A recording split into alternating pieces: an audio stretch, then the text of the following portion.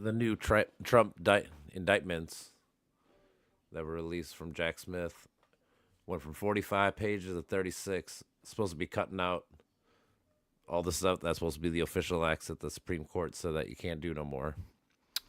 So we're going to be reading the newer version. I got my notes to take in case anything pops up that's interesting.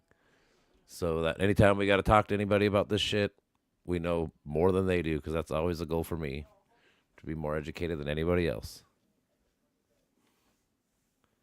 Hold on. Evie, go upstairs. Evie, go upstairs. You're cute, but go upstairs right now. I'm doing something. What? Just go upstairs and watch your shows.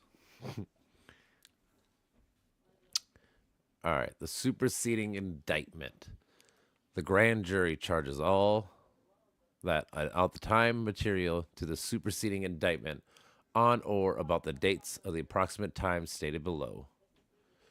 The defendant, Donald J. Trump, was a candidate for the President of the United States in 2020.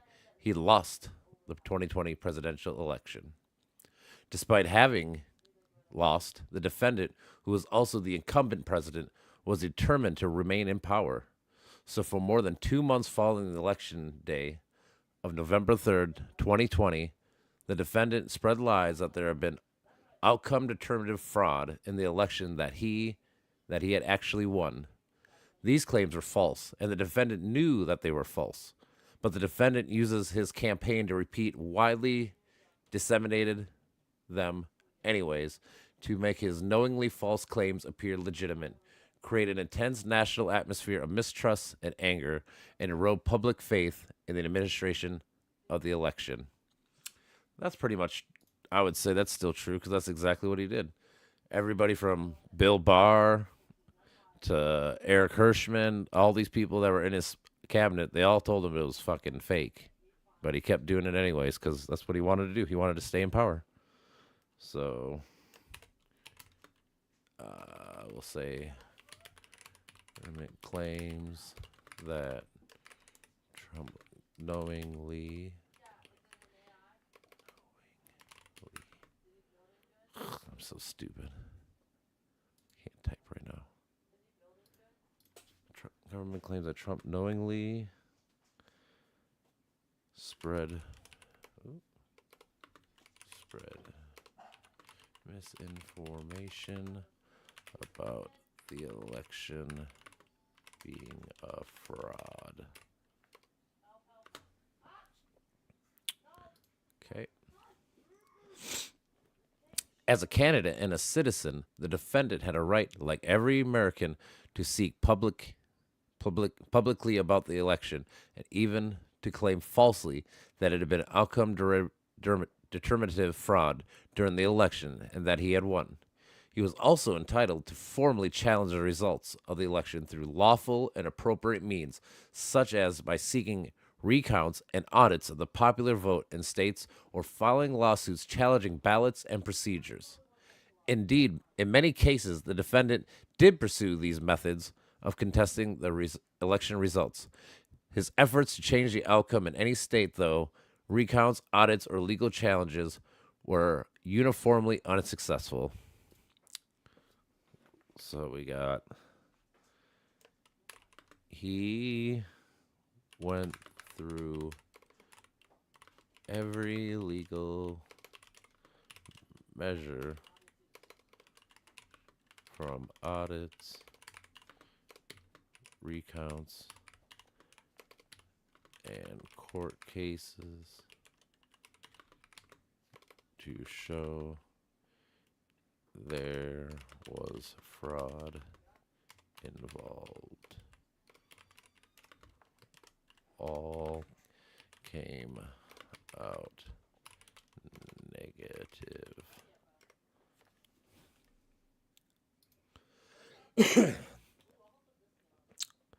Shortly after the election day, the defendant also pursued unlawful means of discounting legitimate votes and subverting the election results.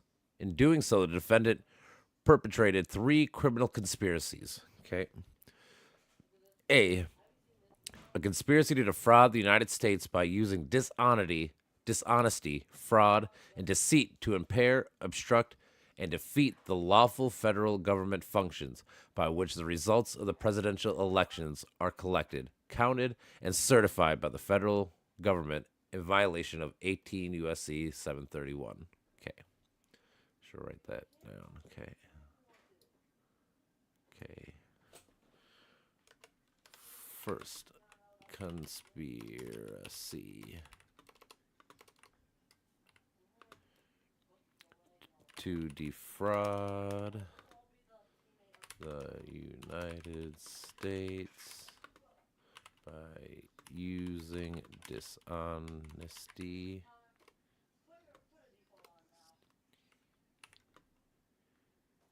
to impair,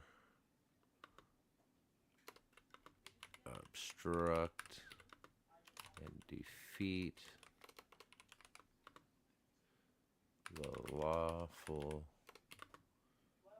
federal government. God damn. Function.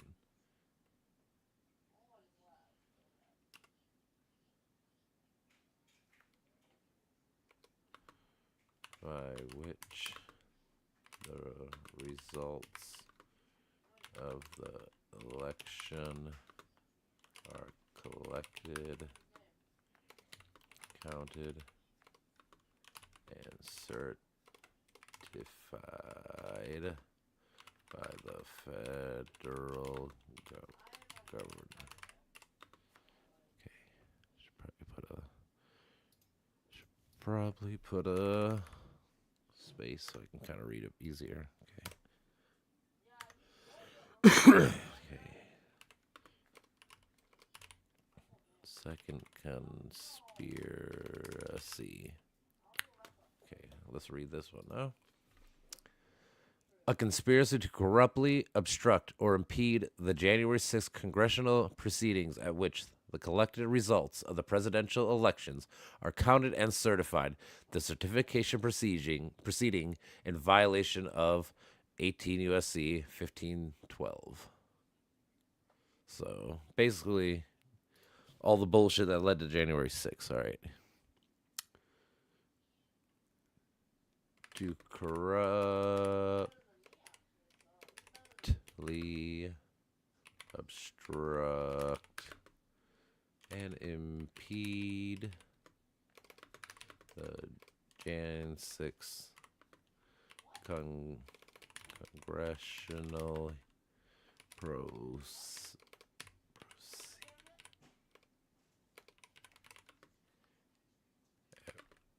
which the results are certified. Okay.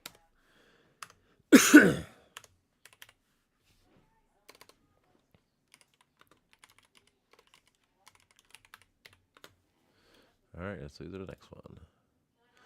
A conspiracy against the right to vote and have one's vote counted in the United States. Violation. All right. Against the right to vote and have one's vote counted. That's pretty self-explanatory. You only tell 81 million people votes don't count. It's kind of fucked up, right? All right, let's keep reading Mo. Each of these conspiracies, which built on the widespread mistrust of the defendant, was creating through pervasive and destabilizing lies about election fraud, targeted a bedrock function of the United States federal government and the nation's process of collecting, counting, and certifying the results of the presidential election, the federal government function. All right. So, all right, we can just say all these conspiracies were built on the widespread lie that Trump was saying the election fraud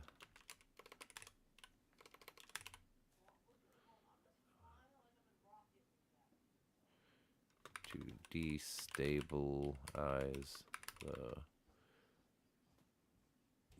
government function of counting and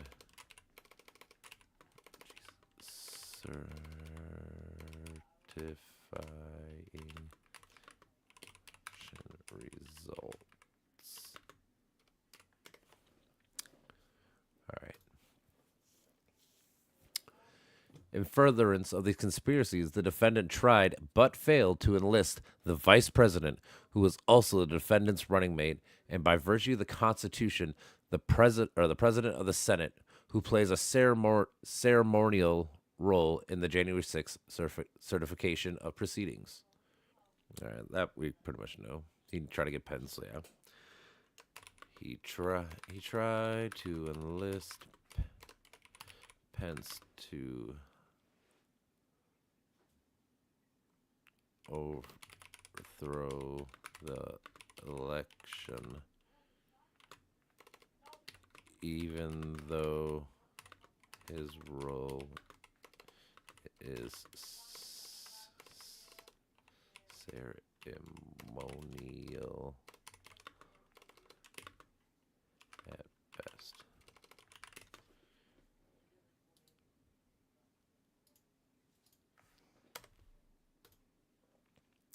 Count 1. Conspiracy to defraud the United States government. The allegations contained in paragraph 1 through 5 of the superseding indictment are realigned and fully in cooperation with here by reference. The conspiracy.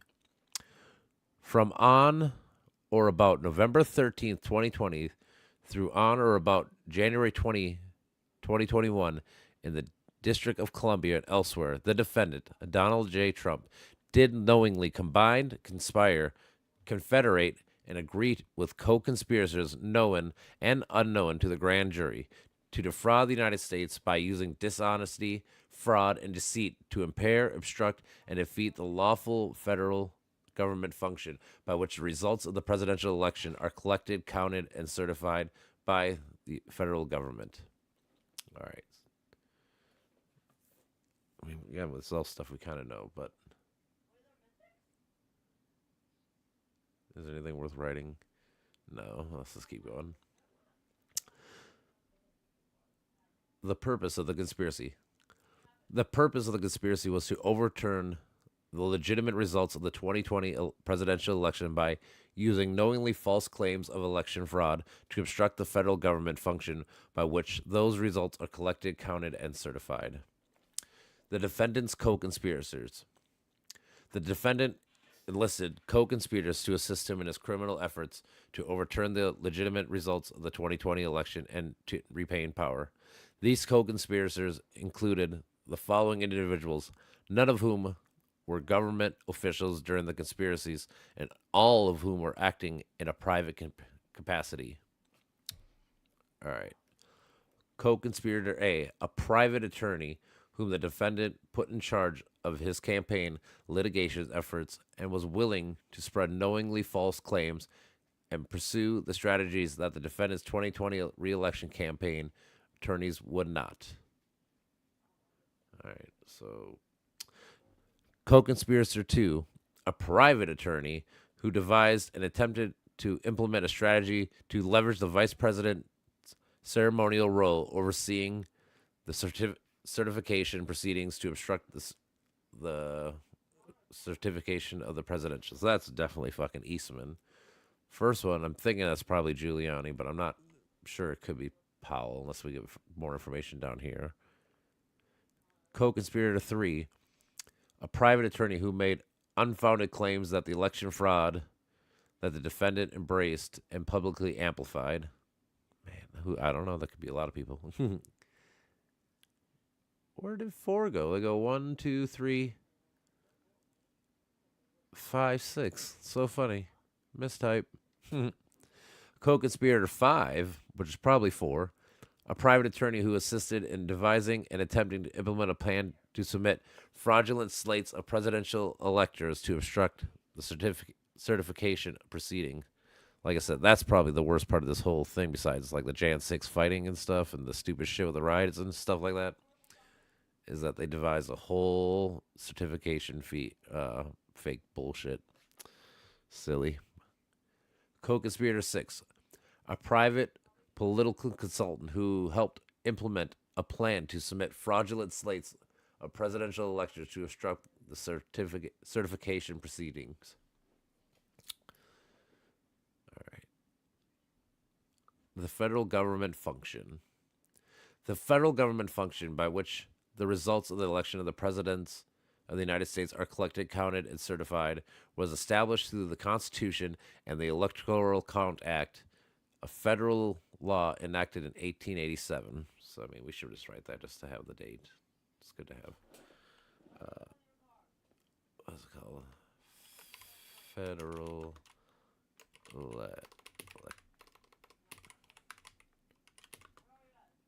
Count Act of.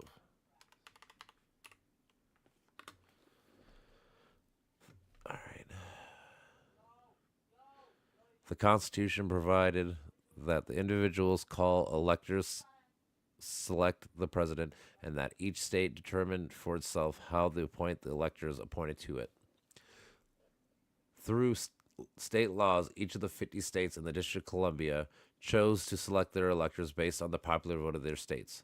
After Election Day, the ECA required each state to formally determine or ascertain the electors which represents the state's voters by casting electoral votes on behalf of the candidate who had won the popular vote, and requires the executive of each state to certify the federal government and the identities of those electors.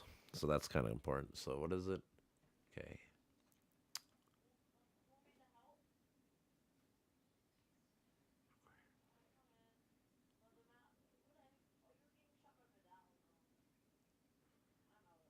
Who is it? The electors who represent the states casting votes.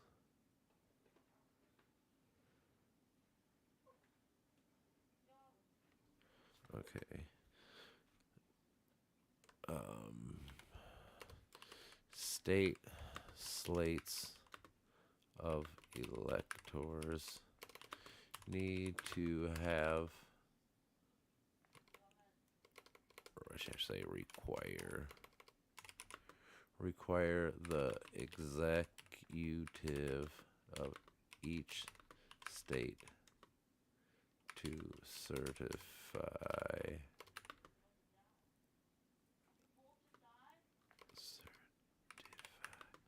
the electors.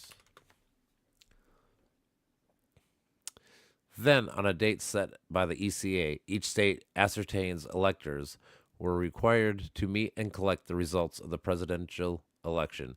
That is, to cast electoral votes based on their state's popular vote and to send their electoral votes, along with the state's executive's certification that they were the state's legitimate electors, to the United States Congress, and to be counted and certified in an official proceeding. So they must, well, I should actually, they must be certified by a certain day and with the executive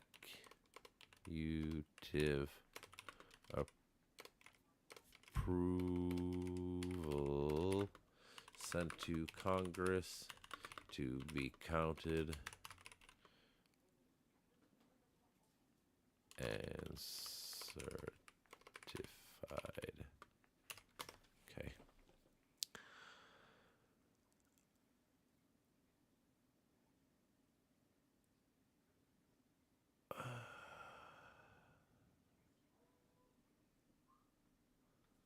Finally, the Constitution of the EC requires that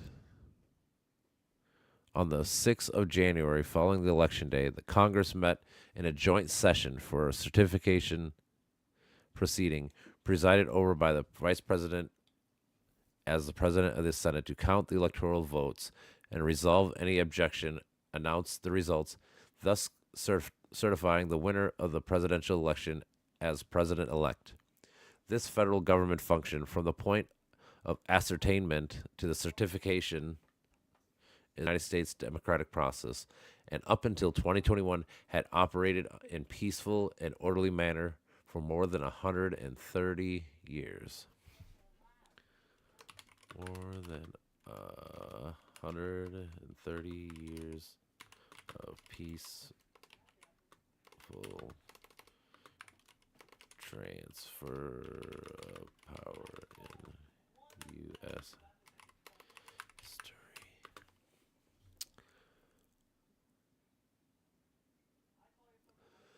history. The manner and means. The defendant conspiracy to prepare, obstruct, and defeat the federal government function through dishonesty, fraud, and deceit included the following manners and means. Let's see here. We got A. So we should, manners and means. First,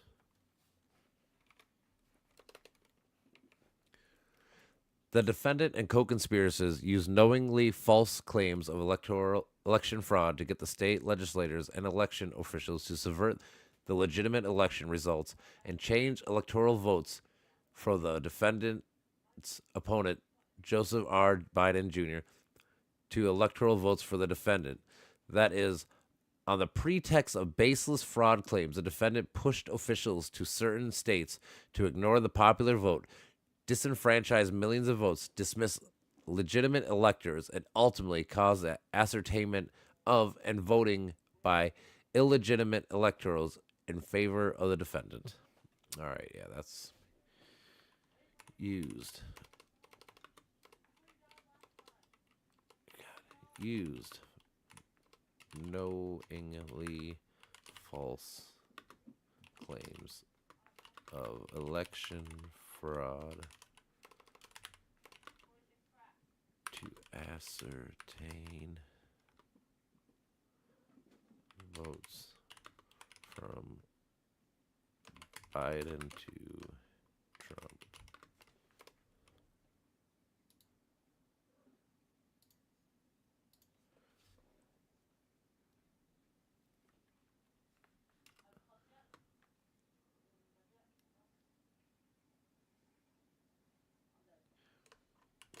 Willing to disenfranchise millions of voters and to become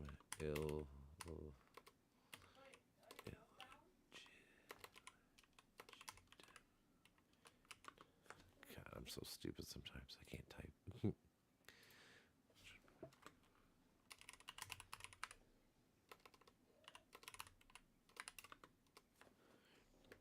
Okay.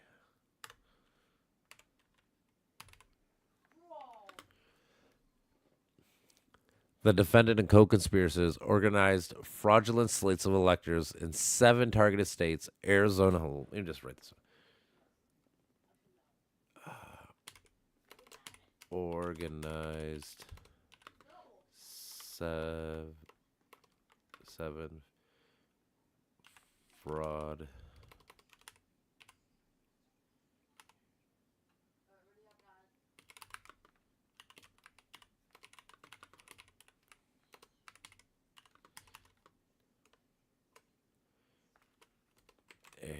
jeez, what the fuck did I type? Arizona.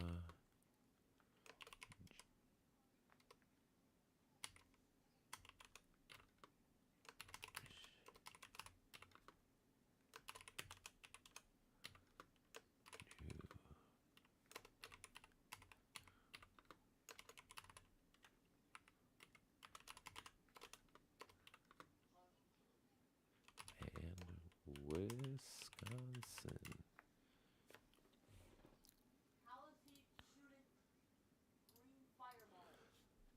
In all those states, attempted to mimic the procedures that the legitimate electors were supposed to follow under the Constitution and other federal and state laws. This included causing the fraudulent electors to meet on the day appointed by the federal law on which the legitimate electors were to gather and cast their votes, cast fraudulent votes for the defendant, and sign certificates falsely representing that they were the legitimate electors.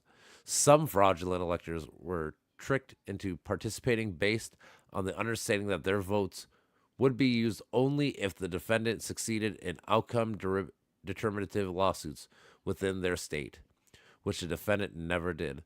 The defendant and co-conspirators then caused these fraudulent electors to transmit their false certificates to the vice president in his capacity as president of the Senate. Man, it's so fucking crazy. All right. Trump.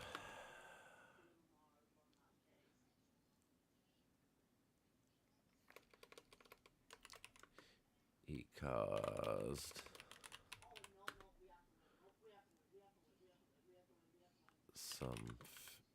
What is here? The Constitution. This includes the fraudulent electors. Yeah. He caused them to meet on.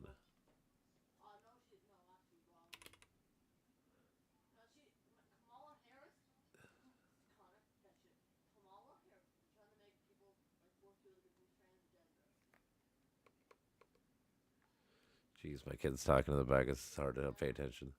This included causing the fraudulent electors to meet on the day, but caused them to meet on the day of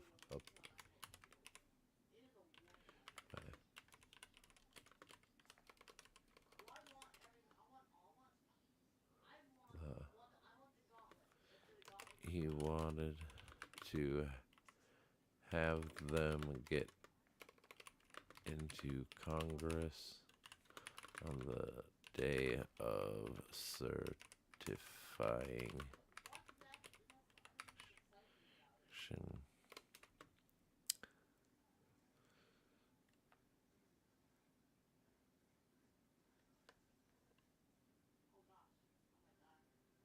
some fraudulent electors were tricked into doing it by thinking it was only in case Trump won any of the court cases, which he never. All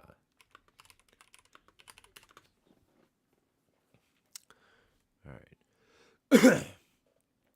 Government officials to be counted at the certification proceeding on January 6th. The defendant and co-conspirators. Oh wait, I gotta start number 3. Whoopsie.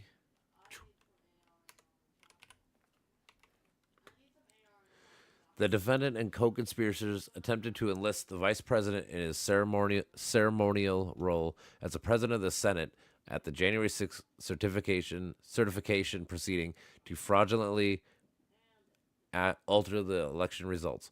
First, using knowingly false claims of election fraud, the defendant and his co-conspirators attempted to convince the vice president to use the defendant's fraudulent electors, reject the legitimate electoral votes, and send the legitimate electoral votes to state legislators to review rather than count them. All right. They tried to enlist. Let's say Pence. They tried to enlist Pence as his ceremonial role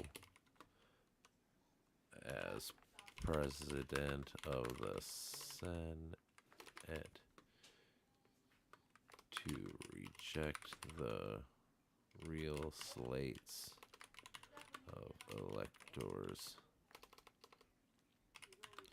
and to pick the fraud ones and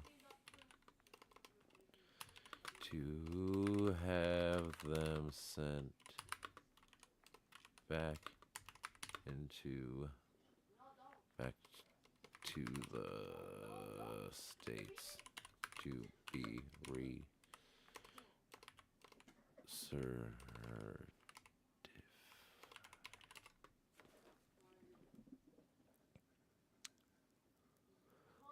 When that failed, on the morning of January 6th, the defendant and co-conspirators repeated knowingly false claims of election fraud to gather supporters, falsely told them that the vice president had authority to and might alter the election results, and directed them to the Capitol to obstruct the certification proceedings and exert pressure on the vice president to take the fraudulent actions. So, yeah.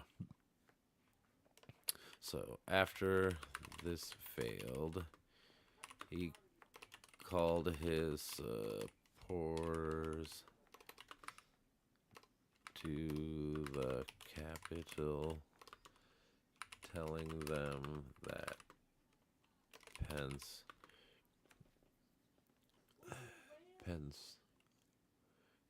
could alter the election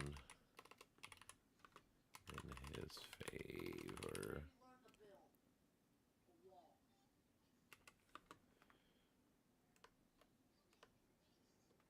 The mob was there to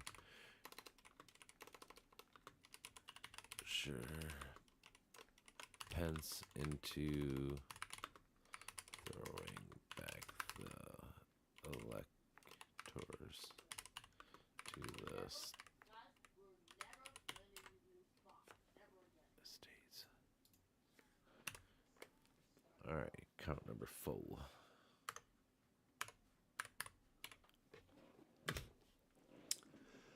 After it became public on the afternoon of January 6th that the vice president, as president of the Senate, would not fraudulently alter the election results, a large and angry crowd, including many individuals whom the defendant had deceived into believing that the vice president could or might change the election results, violently attacked the Capitol and halted the proceedings.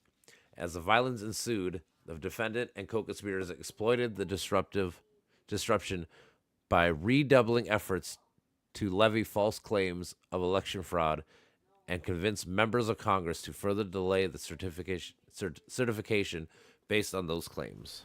Okay.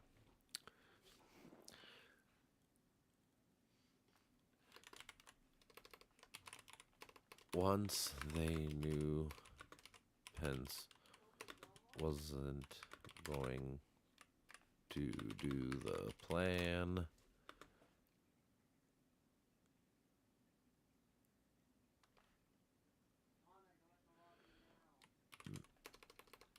many individuals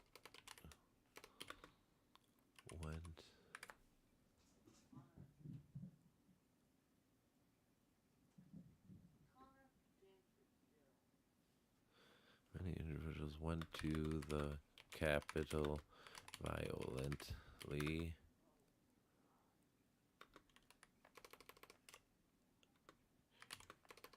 to try to halt the proceeding.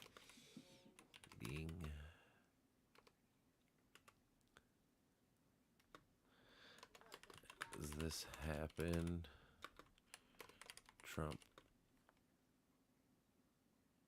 doubled his efforts to levy false claims of election fraud and convince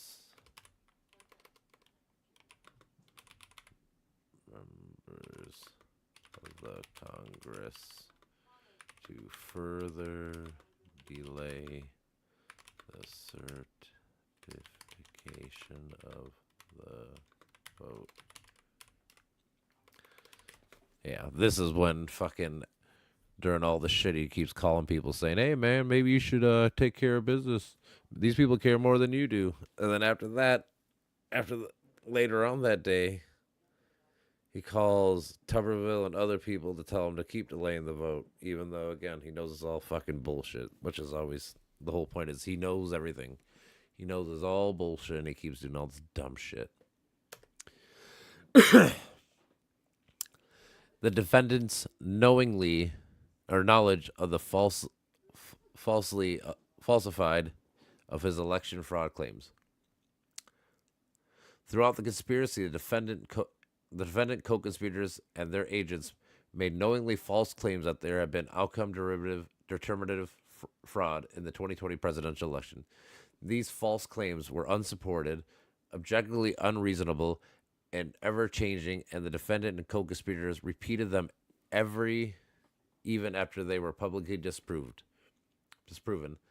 These prolific lies about the election fraud included dozens of specific claims that there have been substantial fraud in certain states, such as a large number of dead non-citizens, non-residents, and otherwise ineligible voters have been cast, or that machines had changed votes for the defendant to vote for Biden. These claims were false, and the defendant knew they were false all the time. So, knowingly said that machines would change the vote from Trump to Biden. Also said dead non-resident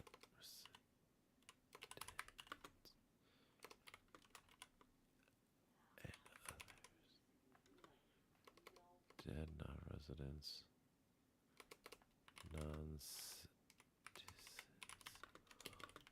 voted.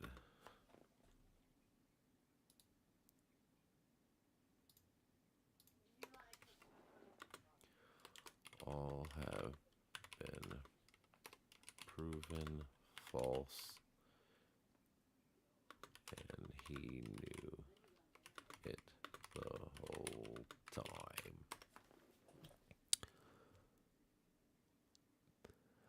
The defendant was on notice that his claims were untrue. He was told so by those most invested in his reelection, including his own running mate and his own campaign staff. Federal and state courts rejected every outcome determinative post-election lawsuit filed by the defendant, co-conspirators, and their allies.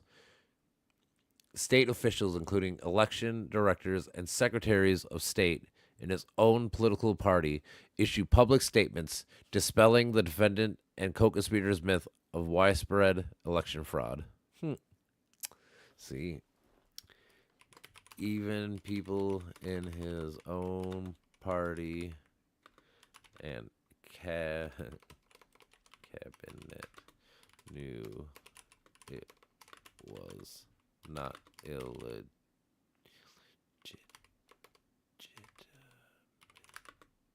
I can't spell that word right now. At least not typing. I know it's made at the end. I don't know why I didn't. And on November 12th, the National Association of Secretaries. Get up there. Get away. Shoo. National Security of State, the National Association of State Election Directors, and other organizations issued a statement on behalf of several coordinated entities declaring that the 2020 election to be the most secure in American history, and that there was no evidence of any voting system deleted or lost votes, changed votes, or any way compromised. So, National Association of Secretaries of State said it was the most secure in American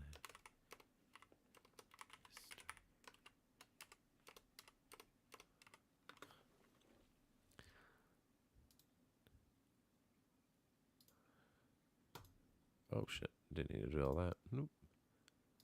Oh, why am I doing that? I should put that also too.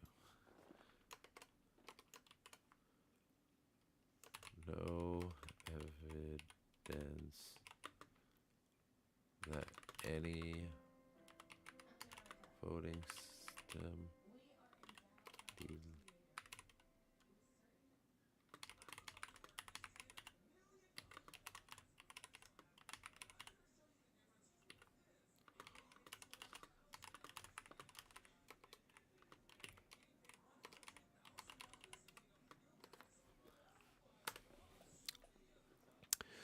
The defendant continued to make false claims nonetheless, to deliberate disregard for the truth, including through his Twitter account.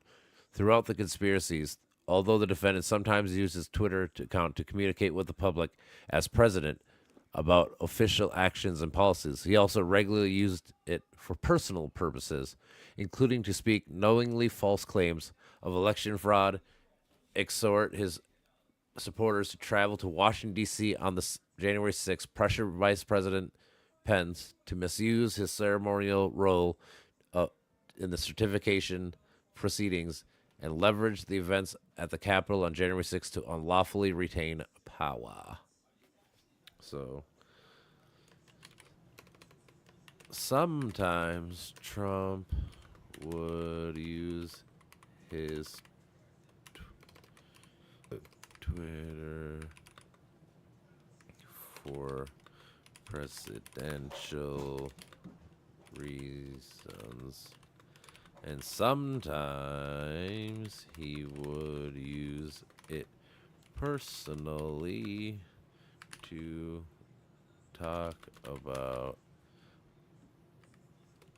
election fraud and to get his people to the Capitol on Jan 6.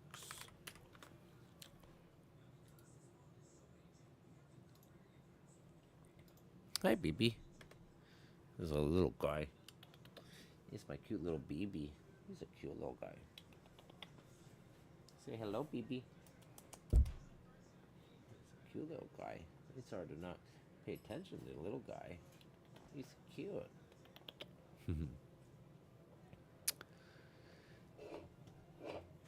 Oh, baby. The defendant continued to make false claims nonetheless. Wait, did I just read this part? Yeah. Okay, yep. All right. The defendant continued his lies through the day of the certification proceedings on January 6th. That morning, the defendant gave a campaign speech at a privately funded and privately organized political rally held at the Ellipse in Washington, D.C. During the speech, the defendant used many of the same unsupported, objectively unreasonable, and publicly disproven lies to exhort and gather the crowd to march on the Capitol. So, on the 6th, he would continue his lies about the election being fraud at the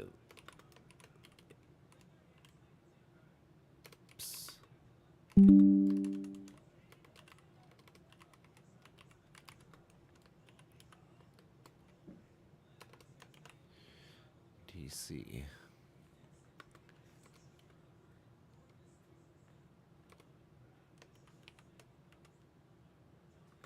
It was privately funded and organized with no tax money involved. Because if they had tax money involved, they'd say it's not. It would be official act, so they couldn't actually do nothing about it. Because that's what the new fucking law says. Stupid Supreme Court had to make kings and shit. Dumb. The criminal agreement acts to affect the object of the conspiracy. To affect the object of the conspiracy, the defendant and co-conspirators committed one or more of these acts set forth below. The defendant used a deceive to get state officials to subvert the legitimate election results and change electoral votes. Shortly after Election Day, which fell on November 3rd, 2020, the defendant launched his criminal scheme.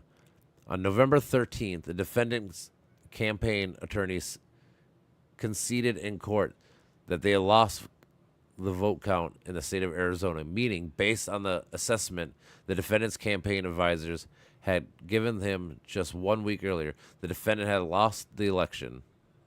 So that day, the defendant turned to co-conspirator 1, whom he announced on November 14th would spearhead his efforts going forward to challenge the election results.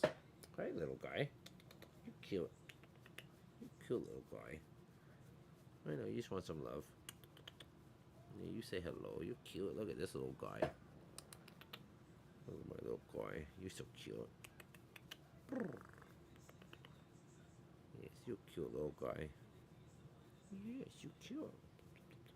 It's my girl guy. Oh, no. That's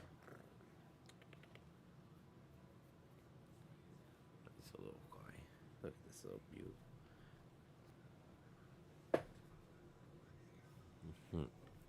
All right. Where's... Okay. On November 13th,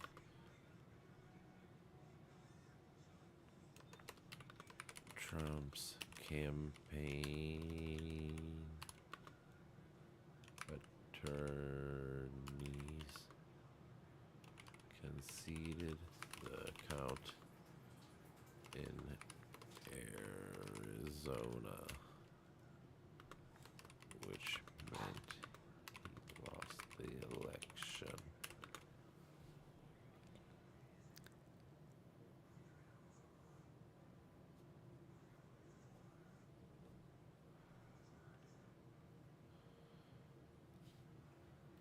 On November 14th, co-conspirator 1 would spearhead his efforts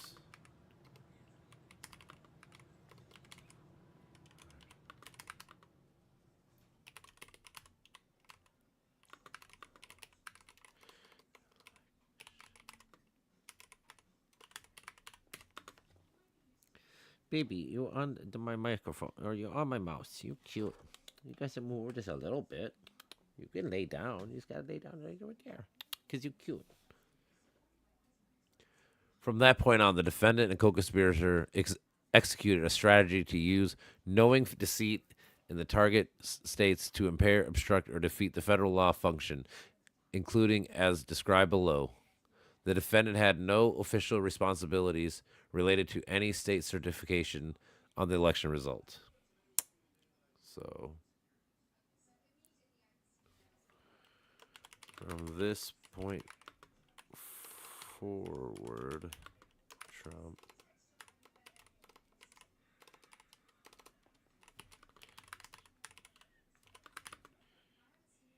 used deceit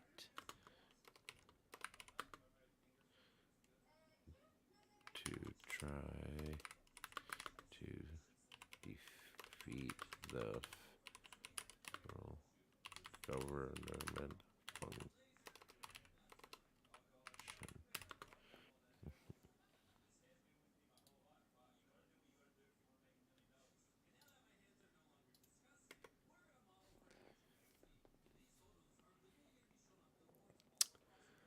in Arizona. Let's see what happens.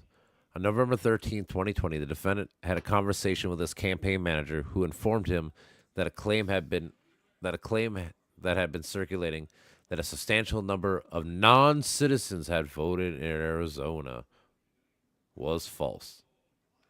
On November 22nd, 8 days before Arizona's governor certified the ascertainment of the state legitimate electors based on the popular vote, the defendant and co-conspirators called the Speaker of Arizona House of Representatives and made knowingly false claims of election fraud aimed at interfering the ascertainment of and voting by Arizona's electors as following.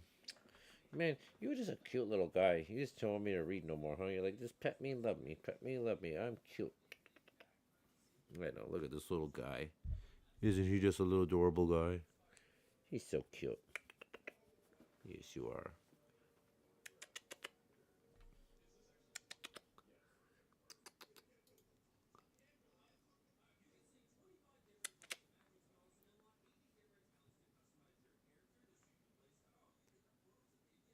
So,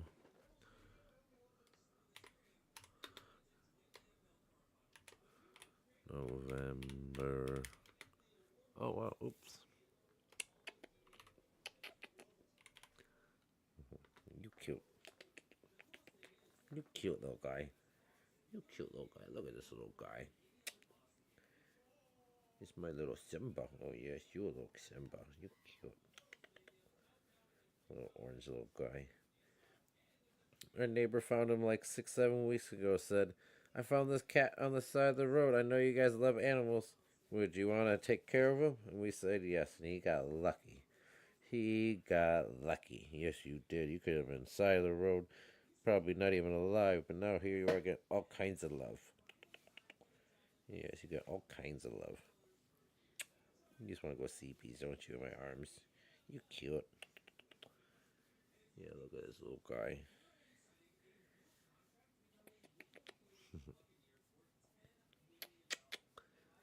Who did Trump call out to? You keep making me forget because you cute. Yeah, I'm guessing co-conspirator one. That's got to be Giuliani. Giuliani and Trump calling this guy, trying to be mean, trying to act like he's tough, trying to be a tough guy, pressure him. But they didn't crumble because they're good people. Yeah, it's my little guy. Here's your little guy. You little sleepy purry kitty. Oh, look at this little guy. Yes, I'm talking to you, my little guy.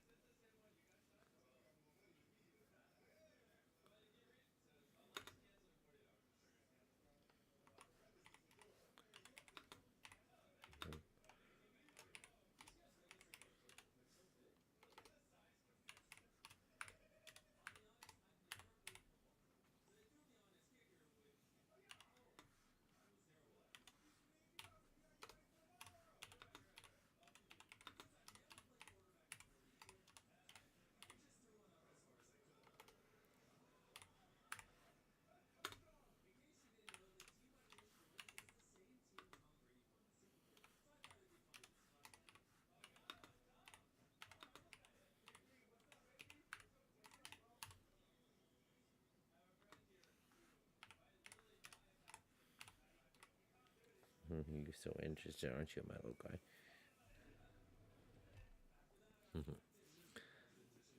You little sleepy little guy. I got you, my little guy. You can lay on my laps. Yeah. Oh, you're okay, my baby. You cute little guy. Yes, you're just a sleepy, sleepy little guy. You're cute. Oh, it's a big stretch. It's a big stretch for the little guy. Cute little kitties. Oh, you want to play? What's up, my baby? There you go. Oh, you okay? Oh, get off my cord, baby. Oh man, now I can type for real. All right.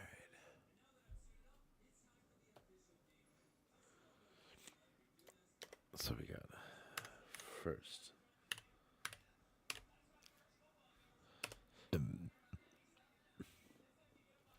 The defendant and co-conspirator falsely asserted, among other things, that a substantial number of non-citizens, non-residents, and dead people had voted fraudulently in Arizona. There's their Arizona House Speaker asked co-conspirator one for evidence of those claims, which co-conspirator one did not have, but claims would be provided. Co-conspirator one never did so. So, falsely saying that many non-citizens, non-residents, people voted election. When asked to provide proof of claims, they said they would get back to them, and never did. So funny. Yeah, I got it. Never do. Of course not. When you ask people for evidence, they usually never do because they're stupid. Because if they did, they usually will tell you this up front, like, hey, look what I know. Because why wouldn't you?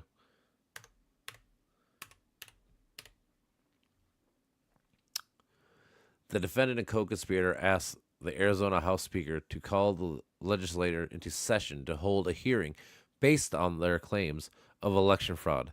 The Arizona House Speaker refused, stating that doing so would require a 2/3 vote of its members, and he would not allow it without actual evidence of fraud. Okay. They asked Arizona to hold a hearing about the election fraud case. They wouldn't bring it up to the council without any proof of it happening.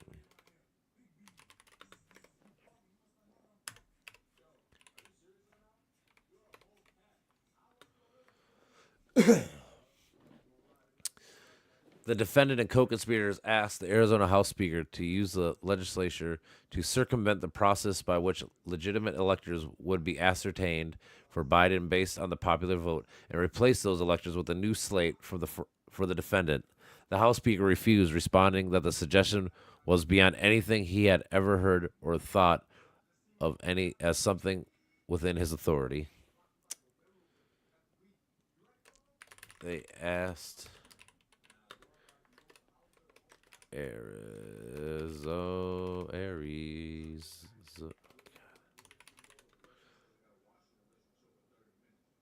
to use legislature to circumvent the process which legitimate electors would change from Biden to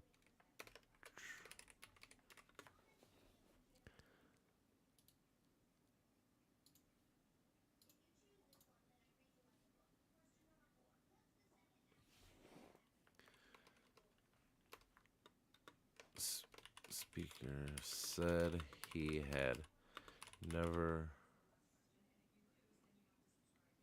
heard or thought of something within his authority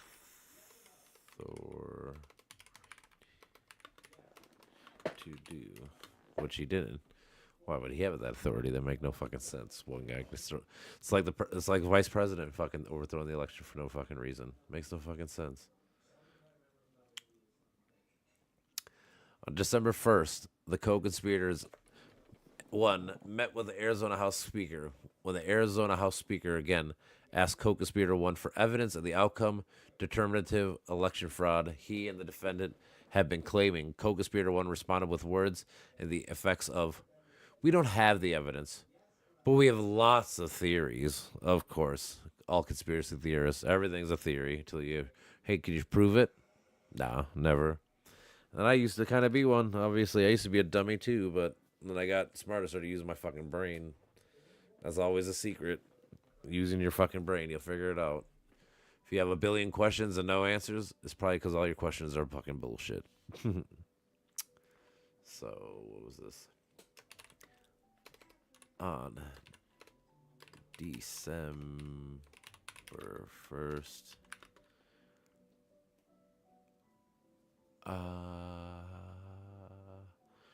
Trump. No, Trump. Giuliani asked Speaker about. Oh no. On December 1st, Speaker asked G.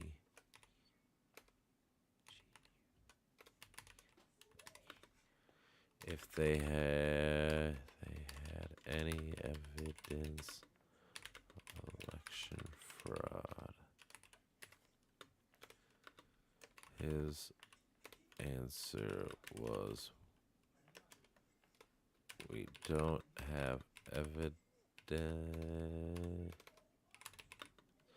but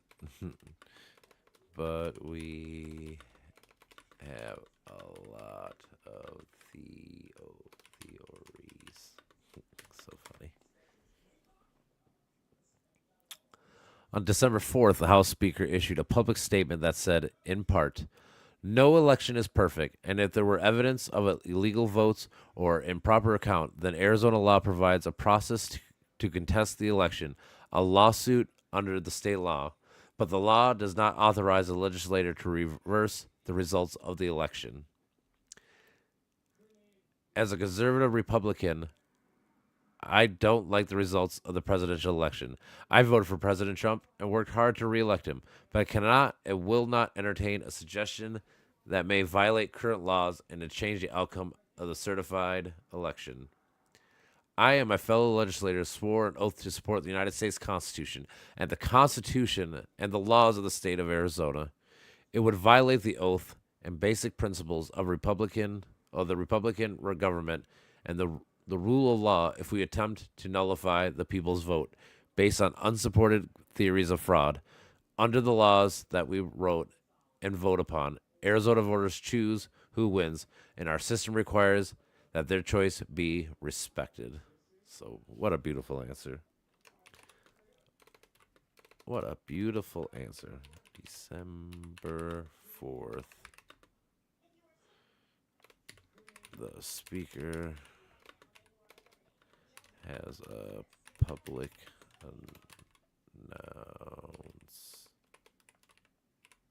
announcement about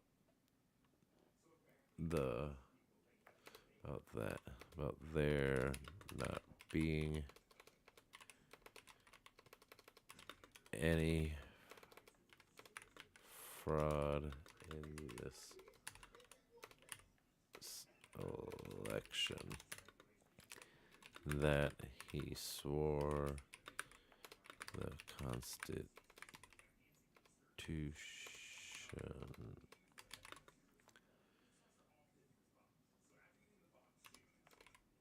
and he didn't like results, but he can't.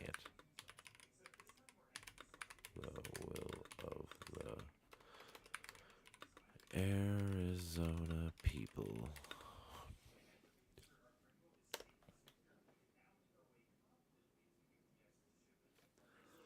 On the morning of January 4th, 2021, co-conspirator 2 called the Arizona House Speaker to urge him to use a majority of his legislature to decertify the state's legitimate electors. Wow. Fucking stupid ass Eastman.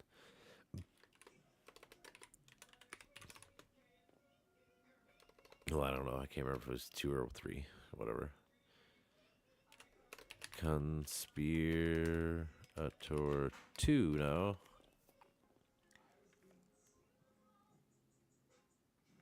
I should put January 4th. Conspirator 2 called speaker to urge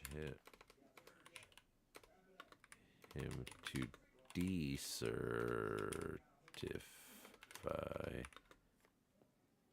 his legitimate electors.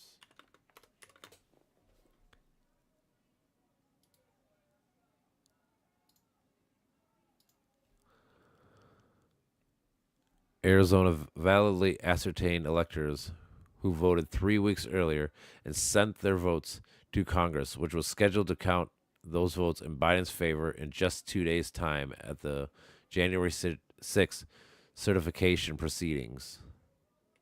Haha.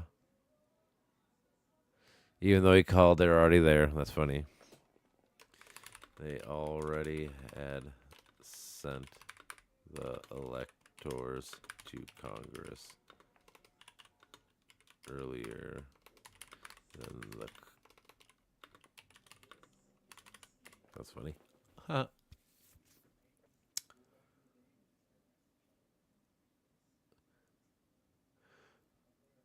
When the Arizona House Speaker explained that the state investigation had uncovered no evidence of substantial fraud in the state, co-conspirator 2 conceded that he didn't know enough about the facts on the ground in Arizona, but nonetheless told the state Arizona Speaker to decertify and let the courts sort it out.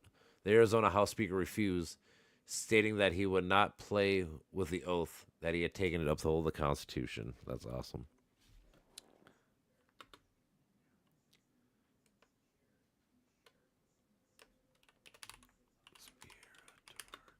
Two told him to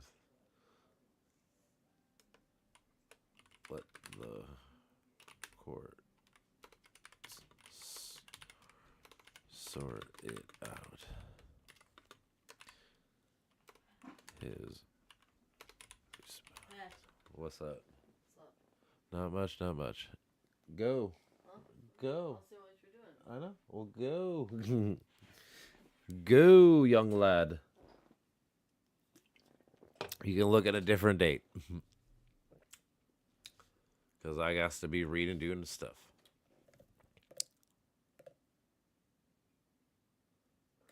Alright, his response was he won't play with the oath he had taken to up the Constitution and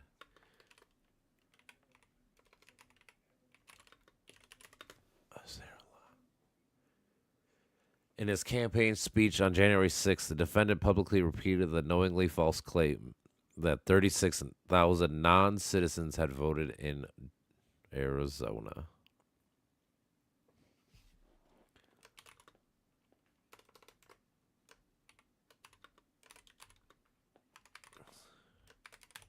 Trump repeated lies about 36,000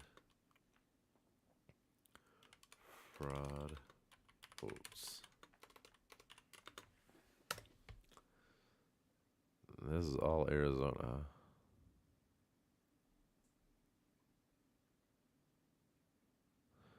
Should probably give this a little. Should probably go like that so it's easier to read.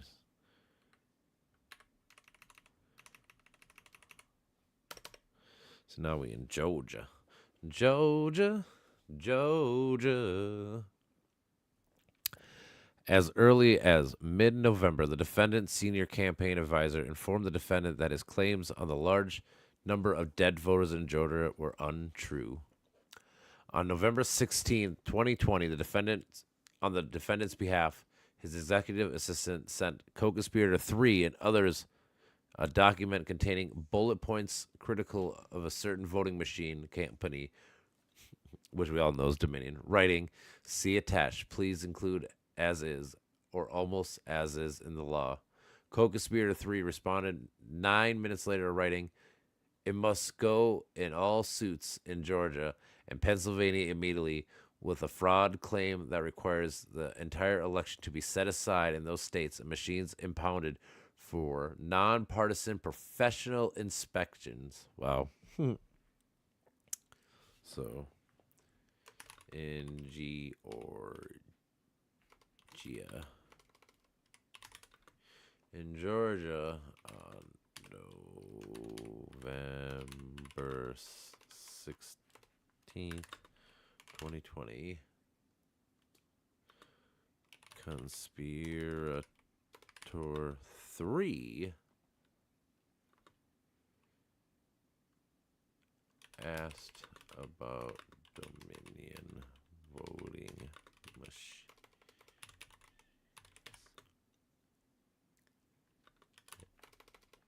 and asked to set some aside to be tore apart to any put in.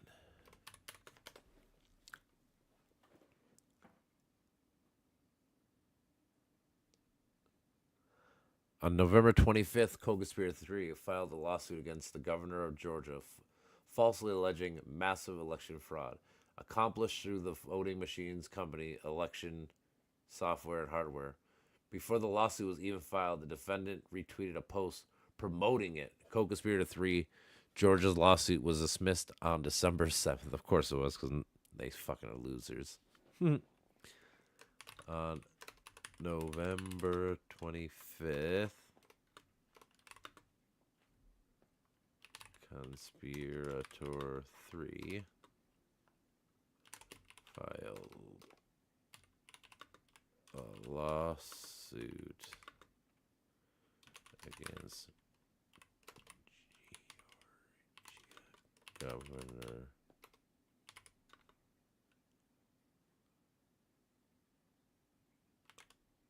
falsely saying major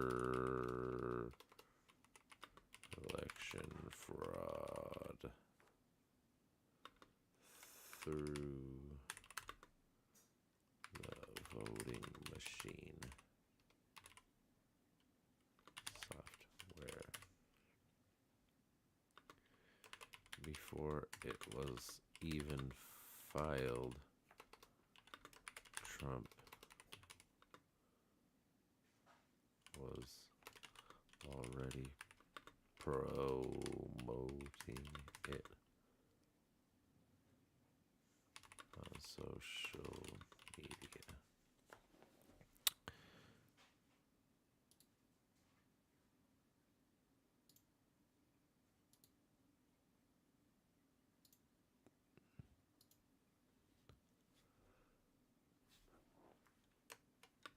On December 7th, Pearl Harbor Day, case was dismissed.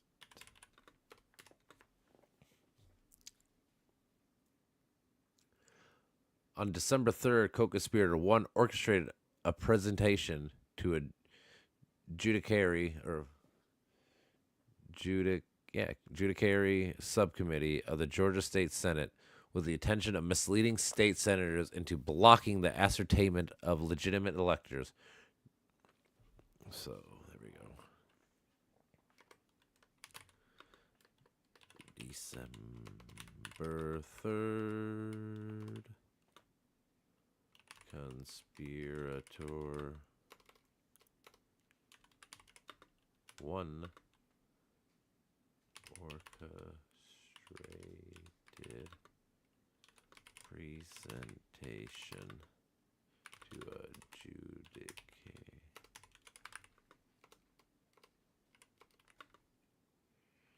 subcommittee of Georgia State Senate to mislead them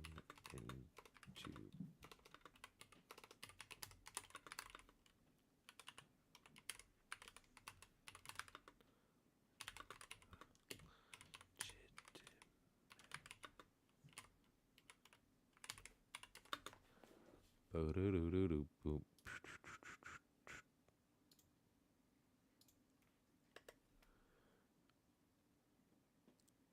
During the presentation, what do they do?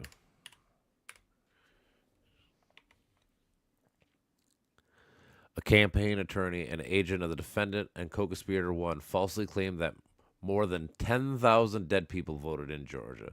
That afternoon, a senior advisor to the defendant told the defendant's chief of staff through text messages, just an FYI, a campaign lawyer and his team verify that 10,000 supposed dead people voted in Georgia is not accurate. It was alleged in co-conspirator 1's hearing today, and the senior advisor clarified that he believed that the actual count was 12. A little bit different than 10,000, so they claimed that 10,000 dead votes were in Georgia.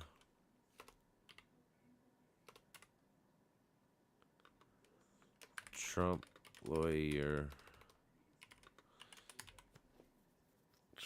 said that the actual number was closer to 12 total.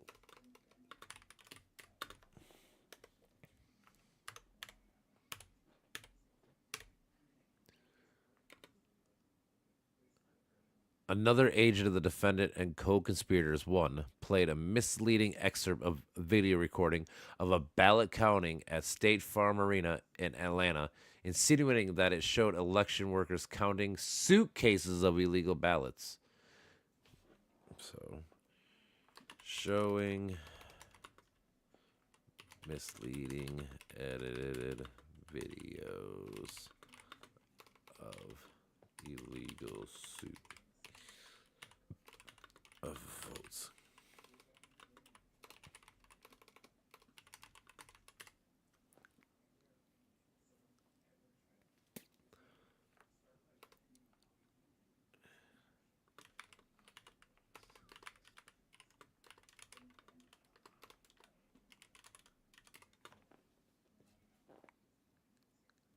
Ooh.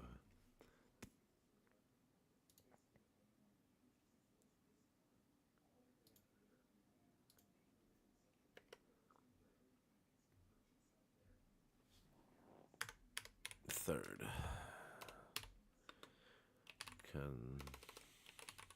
conspirator 1 asked the legislators to decertify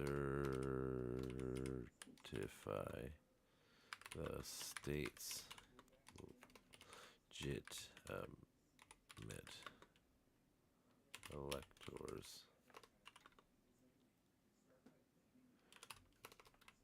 based on false claims. which makes sense. They're fucking stupid.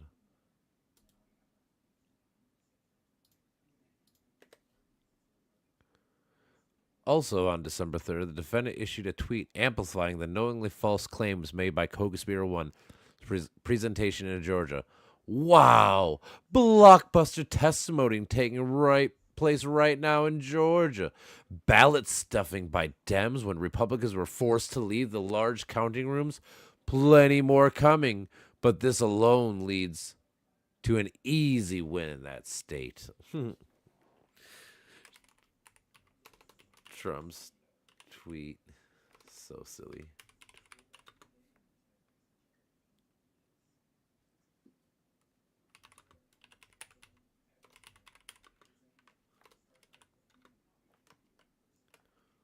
Wow. Blockbuster testimony taking place right now in Georgia.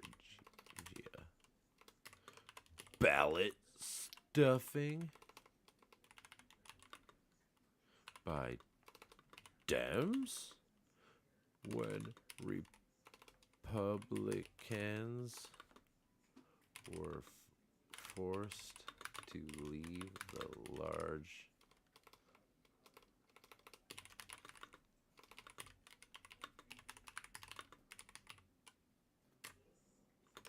plenty more coming, but this alone leads to an easy win of the state.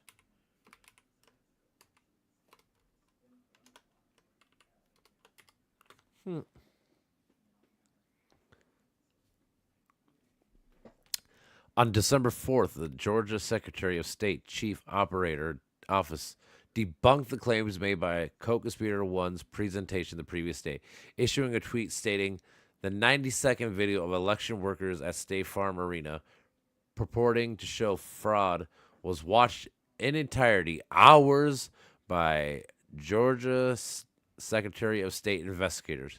Shows normal ballot processing. Here is the fact checked on it. On December 7th, he reiterated during a press conference that those claims were made have been misconducted at State Farm were false. That's funny. On December 4th, Georgia Secretary of State Chief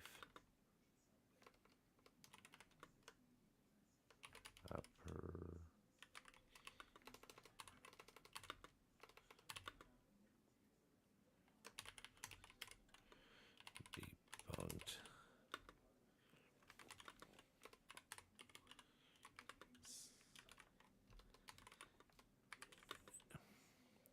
was it the 90-second?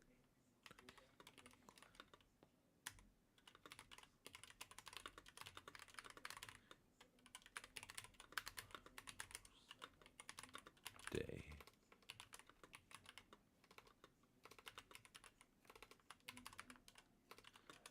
Nothing out of that.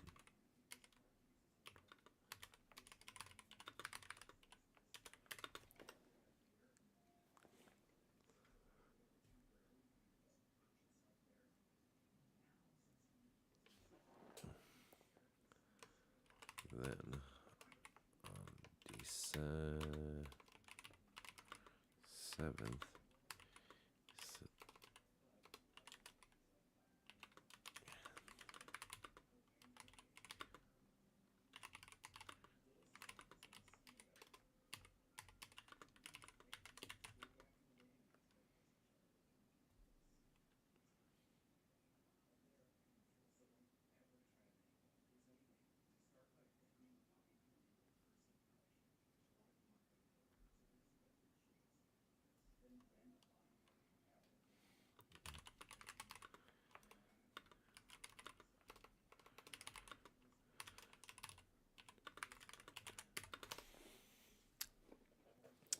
On December 8th, the defendant called the Georgia Attorney General to pressure him to support an election lawsuit filed in the Supreme Court by another state's Attorney General, which sought to invalidate election results in certain targeted states like Pennsylvania.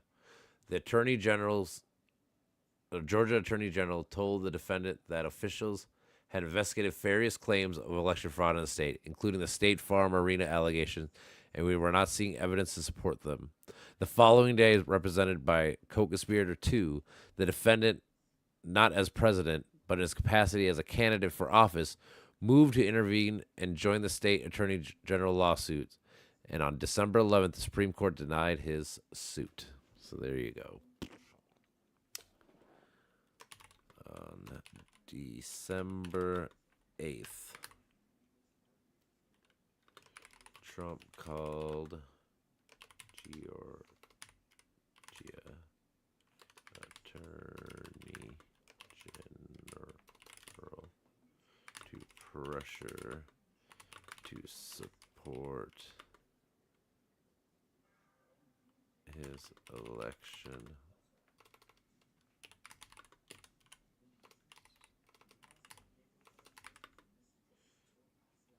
filed in the Supreme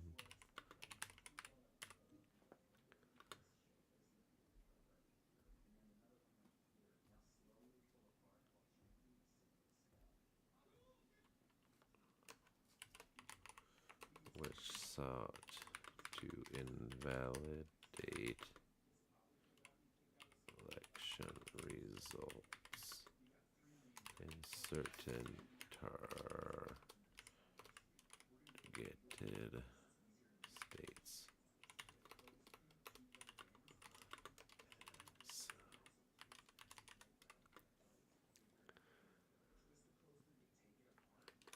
Attorney General that he couldn't find any case of voter fraud throughout all the cases he was told to look at.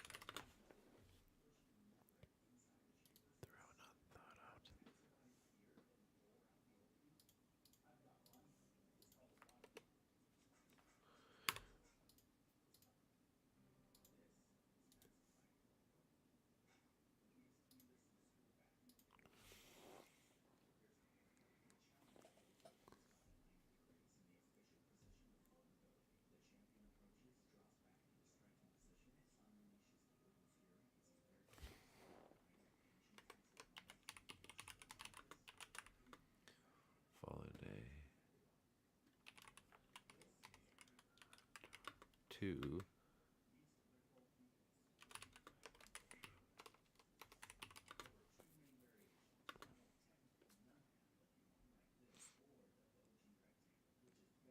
As candidate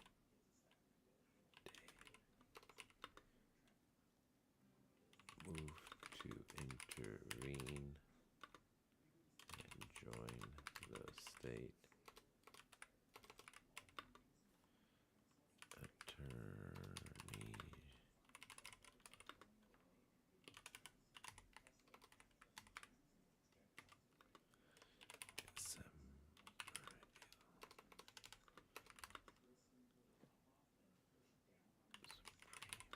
Court denied the suit.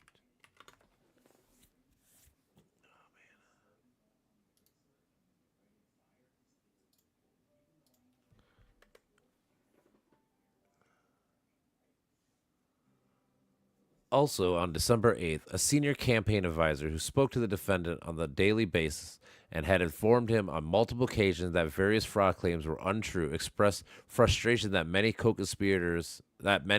of co-conspirator 1 and his legal team's claims could not be substantiated.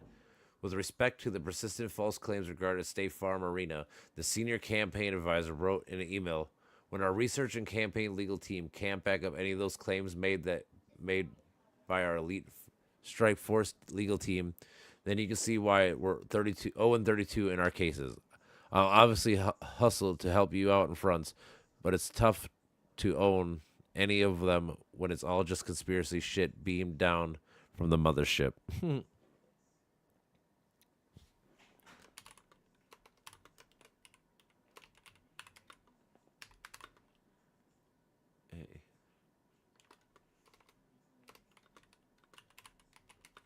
I'm guessing this is Hirschman,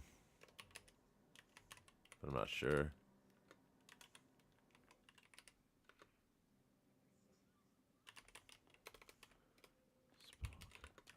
Out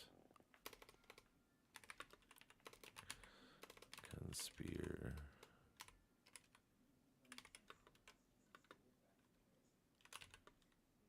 and his.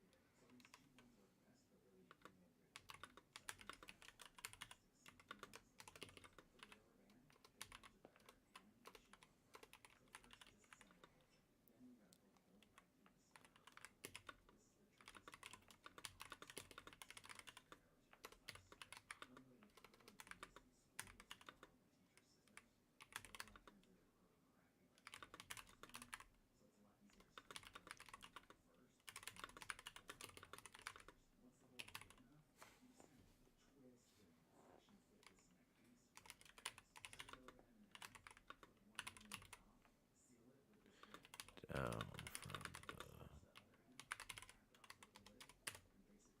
from how much more? They got the state.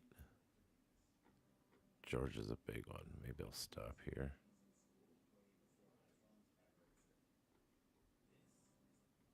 I'm on page 12. Ugh. I don't know.